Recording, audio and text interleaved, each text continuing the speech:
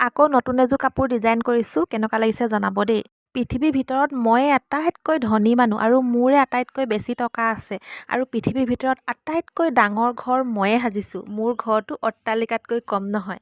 আৰু সেইটো কাৰণে অকল ঘৰটো দেখাই দেখাই ইমানেই ভিউজ ল'লোঁ, ইমানেই লাখ লাখ টকা ইনকম কৰিলোঁ নহয়। মোৰ এতিয়া টকা থ'বলৈ ঠাই নাই। ক'ত থ'ম বাৰু টকাবোৰ? মই কেতিয়াবা ঘৰৰ কাম কৰি থকা বা মোৰ ঘৰখন কিমান দূৰ আগবাঢ়িছে, কেনেকুৱা লাগিছে, তেনেকুৱা ধৰণৰ ভিডিঅ' যদি দিওঁ, তাত কিছুমানে কমেণ্ট কৰে বোলে ঘৰটো দেখাই দেখাই বহুত ভিউজ ল'লোঁ। সেইসকলক মই প্ৰথমে ক'ম, মই ভিডিঅ'ত যেতিয়া মোৰ ঘৰখন দেখাওঁ, লাগিলে বাঁহৰে হওক, নিজক লৈ বহুত বেছি গৌৰৱ অনুভৱ কৰোঁ।